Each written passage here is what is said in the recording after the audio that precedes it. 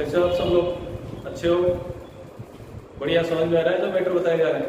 चलो अच्छी बात है, आपके रिस्पॉन्स भी बहुत बढ़िया मिल रहे हैं और आप लोग अपना सहयोग ऐसे ही हमारी YouTube channel AK47 online classes को देते रहें। हम आपके लिए बेहतर से बेहतर करते जा रहे हैं। मेरी कोशिश तो इतनी भी हो रही है कि मैं आपको बिल्कुल डिटेल स्टडी प्रोवाइड करूँ। आप लोगों को जितना चाहिए आप उतना रखो, है ना।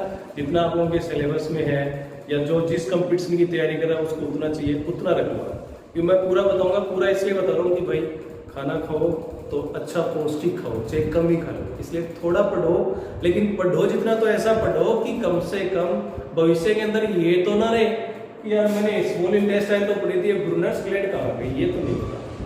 ठीक है, पढ़ भी रहे हो, काम भी कर रहे हो और फिर वो कहीं से रह जाए तो क्या मतलब। ठीक है, इसलिए कोशिश अपनी पूरी है कि आपको अधिकतम से अधिकतम बताया जाए, आपको ऐसा एहसास नहीं हो कि हमें कम बताया गया है।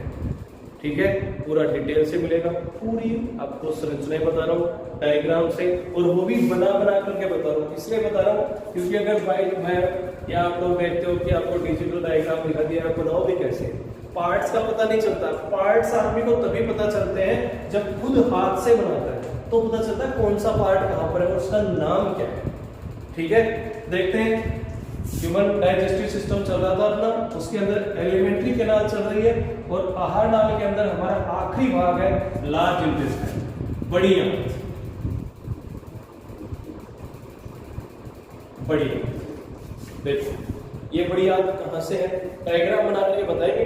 अपना तो काम शुरू होगा चित्र से, चित्र से आपको हर चीज बताई जाएगी। देख लो, लास्ट में ये इलियम की नलिका थी और इसके साथ एक छोटी सी संरचना जुड़ी है जिसको अपेंडिक्स कहते हैं, और इसके बाद में यहाँ पर ये जो भाग जुड़ा हुआ है ये बड़ी आंत का भाग शुरू हो जाता है जिसको हम क्या कहते हैं, सिक्कम कहते हैं। और इस सिक्कम से आगे का भाग जो है वो किसका पार्ट चलेगा, कोलन का पार्ट चलेगा, और ये कोलन जो है ये बढ़ती चली जाएगी और फिर ऐसे मुड़ेगी और मुड़ करके फिर वापस नीचे आएगी और इस रचना के अंदर अंदर की तरफ ये कोष्ठकनुमा रचनाएं पाई जाती हैं जो इसकी दीवार में पाई जाने वाली अनुदैर्घ्य पेशियों के कारण होती है। इसका आखिरी भाग जो है वो क्या कहलाता है, वो रेक्टम या मलाशय कहलाता है। यानी ये पूरी संरचना किसकी है, ये पूरी संरचना लार्ज इंटेस्टाइन की है। ठीक है, पहली चीज लार्ज इंटेस्टाइन की लंबाई कितनी है, तो लार्ज इंटेस्टाइन की लंबाई जो है वो लगभग 1.5 मीटर होती है। दूसरी बात, वो मैंने पहले बता दिया था, व्यास दोबारा रिपीट नहीं करूंगा। देखो, लार्ज इंटेस्टाइन के अंदर क्या क्या होता है, भोजन का पाचन कितना होता है, अवशोषण कितना होता है, बताता हूँ। पहले भाग बता देता हूँ, लार्ज इंटेस्टाइन के कितने भाग हैं। देखो, लार्ज इंटेस्टाइन के 3 भाग हैं। 3 भाग कौन कौन से हैं, देखो। सबसे पहला वाला भाग ये क्या कहलाता है, ये सिक्कम कहलाता है। ठीक है, उसके बाद में यहां से लेकर के और ये यहां तक का भाग, ये भाग क्या कहलाता है, कोलन कहलाता है। क्या कहलाता है, कोलन। ये लास्ट वाला पार्ट जो वो क्या कहलाता है, रेक्टम। इसको हिंदी में क्या कहते हैं, मलाशय। ठीक है, और ये लास्ट में क्या है, एनस यानी गुदा। ठीक है, देखो इस कोलन के 4 भाग है। कोलन के कौन कौन से भाग हैं भाई, ये भी कोलन का भाग है, ये भी कोलन का भाग है, ये भी कोलन का भाग है और ये भी कोलन का भाग है। ये 4 भाग है इसके। देखो, ये जो नलिका है ऊपर की तरफ जा रही है, बढ़ रही है, ऊपर की तरफ जा रही है, इसलिए इसको हम क्या कहेंगे, इसको कहेंगे असेंडिंग। बढ़ता हुआ क्रम क्या कहलाता है, असेंडिंग ही तो कहलाता है ना, असेंडिंग कोलन। यानी आप हिंदी में लिखो तो आरोही कोलन कह दो या कोलन की आरोही भुजा कह दो। ठीक है, ये जो पार्ट है ये अनुप्रस्थ है, इसलिए इसको कहा जाता है ट्रांसवर्स कोलन, यानी अनुप्रस्थ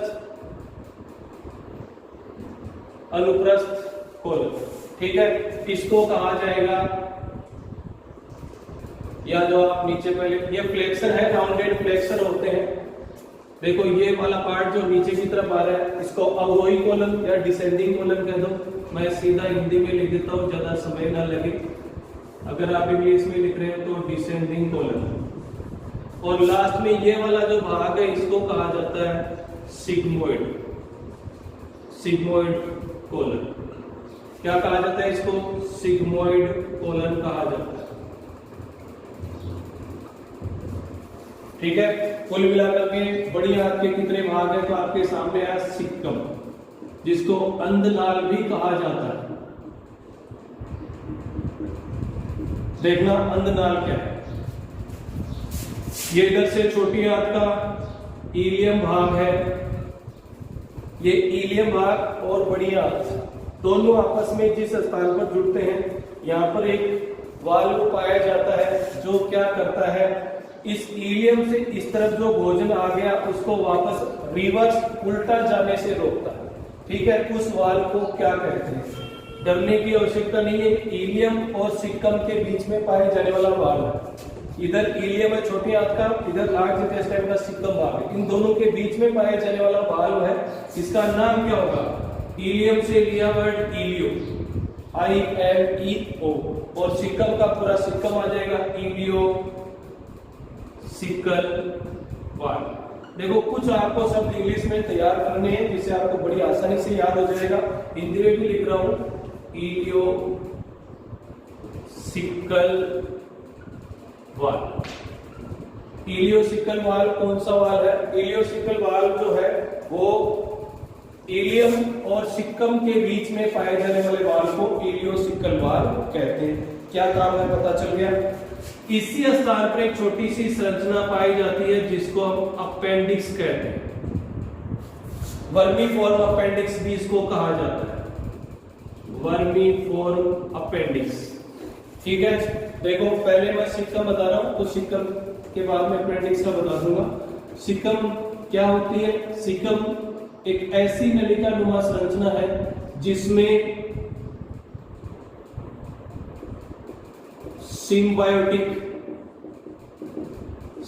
को हिंदी में कहते हैं सहजीवी, सिम्बायोटिक डाइजेशन यानी पाचन, सहजीवी पाचन होता है। सहजीवी पाचन का मतलब यह है इस सिक्कम भाग के अंदर कुछ सूक्ष्म जीव पाए जाते हैं। उन सूक्ष्म जीव के द्वारा पाचक एंजाइम्स का श्रावण किया जाता है और वो पाचक एंजाइम्स अपचित भोज्य पदार्थों का पाचन करते हैं।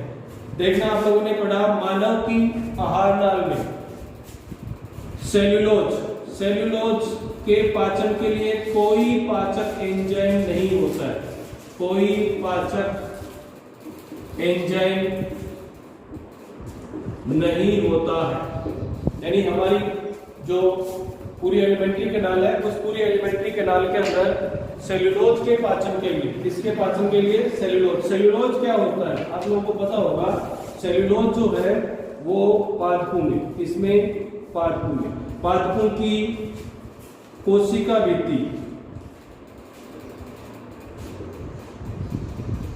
भित्ति का निर्माण करने वाला पदार्थ ही सेल्यूलोज, ग्लूकोज से ही बनता है। ये बात समझ में आ गई। इसके पाचन के लिए हमारी आहार नाल के अंदर कोई पाचक एंजाइम स्रावित नहीं होता। ठीक है, हमारे अंदर तो देखो कुल मिलाकर के बात ही है, यहाँ पर इस सिक्कम भाग के अंदर सिम्बायोटिक बैक्टीरिया ज्यादातर अगर आप लोग देखो तो ये ई कोलाई बैक्टीरिया जो है वो पाया जाता है, हालांकि इलियम भाग के अंदर भी ये पाया जाता है।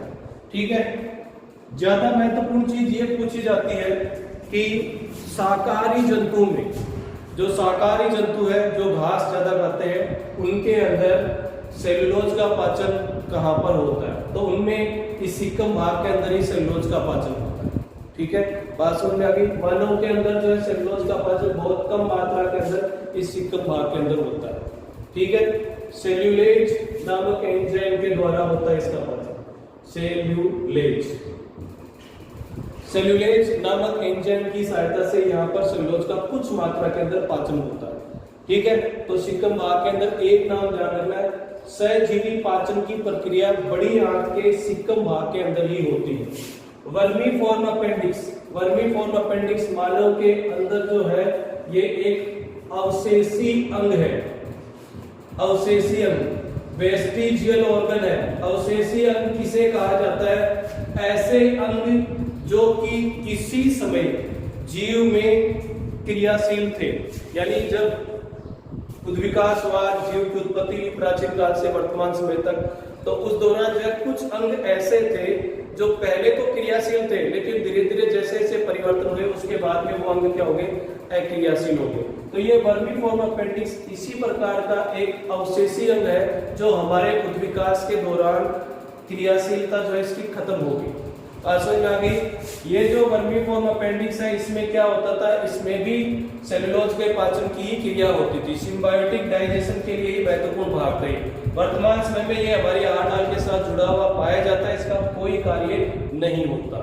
इससे संबंधित कुछ बीमारियां होती हैं, वो मैं आपको डिजीज वाले पार्ट में बताऊंगा, लेकिन थोड़ा सा बता देता हूं कि इस अपेंडिक्स भाग के अंदर यदि संक्रमण हो जाए तो दर्द उत्पन्न होने लग जाता है।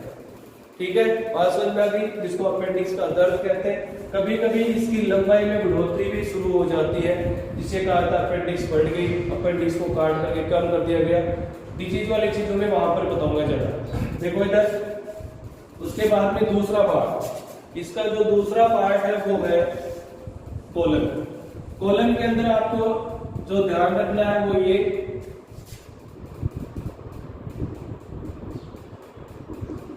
इसके 4 भाग है, ascending colon, transverse colon, descending colon और सिग्मोइड कोलन। ठीक है, यहाँ पर कोई भोजन का पाचन वाचन का ज्यादा नहीं है, पाचन की क्रिया का ज्यादातर भाग जो है जेजुनम तक ही हो गया, इलियम में अवशोषण, यहाँ पर सहजीवी पाचन है, आगे पाचन की कोई क्रिया नहीं है ज्यादा। कुछ मात्रा के अंदर जो है पाचन की प्रोसेस होती रहती है हल्की फुल्की, बाकी यहाँ पाचन की कोई प्रोसेस नहीं है। देखो इसका जो भाग, यानी इसके अंदर जो आपको ध्यान रखना वो ये, इसकी आंतरिक सतह पर अनुदैर्ध्य पेशियों के कारण इस प्रकार से ये बल्ले पाए जाते हैं, यानी अंदर जो आप ये दिख रहे हैं उभार से उभार ये पाए जाते हैं, जिनको हम क्या कहते हैं? होस्ट्रा। यानी होस्ट्रा कहाँ पाया जाता है? तो होस्ट्रा इस कोलन भाग के अंदर पाया जाता है। होस्ट्रा कहाँ पाया जाता है? कोलन भाग के अंदर पाया जाता है। ठीक है, और यही जो संरचना है, जो अनुदैर्ध्य पेशियों के कारण ये जो बल्ले बन रहे हैं, इन्हीं को क्या कहा जाता है? इन्हीं को कहा जाता है टिनिकोलाई। इन्हीं का नाम क्या है? टिनिकोलाई। यानी ये जो अनुदैर्ध्य पेशियों के द्वारा ये जो उभार से उभार बढ़ रहे हैं उन्हीं को हम टिनिकोलाई कहते हैं। उनका आंतरिक भाग जो है 10वां पार्ट वो क्या कहलाता है? होस्ट्रा कहलाता है। देखो इसका लार्ज इंटेस्टाइन का आखिरी भाग वो क्या है? ये मलाशय। इसके अंदर क्या होता है? यानी रेक्टम के अंदर या मलाशय जिसको आप कह सकते हो, अपचित भोज्य पदार्थ का संग्रहण होता है। बात समझ में आ गई? आखिरी भाग जो है वो होता है एनस। एनस में या गुदा में 2 प्रकार की मांसपेशियां होती हैं, 2 प्रकार की मसल्स होती हैं। ये 2 प्रकार की मसल्स को हम ये कह सकते हैं, एक इंटरनल स्फिंक्टर और एक आउटर स्फिंक्टर। यानी ये जो छिद्र है इसमें 2 प्रकार के स्फिंक्टर है, एक इंटरनल मांसपेशियों से बना हुआ एक इंटरनल स्फिंक्टर है और एक बाहर की तरफ है जिसको एक्सटर्नल स्फिंक्टर कहते हैं। ठीक है, तो ये जो इंटरनल और एक्सटर्नल स्फिंक्टर है, यानी मसल से बनी हुई रिंग है, आप ये समझ लो, जो क्या करते हैं इसको खुलने और बंद होने की क्रिया क्या करती है? नियंत्रित करती है, और अपचित भोज्य पदार्थ के त्याग की क्रिया क्या करेंगी? नियंत्रित करेंगी। बात समझ में आ गई? तो ये अपना पूरा एलिमेंट्री कैनाल का भाग पूरा हो गया। समझ गए? लार्ज इंटेस्टाइन के पार्ट थे और कौन सा पार्ट क्या है पूरा आपको बता दिया। ठीक है, ये अपना एलिमेंट्री कैनाल की कंप्लीट स्ट्रक्चर हो गई। ठीक है, समझ गए?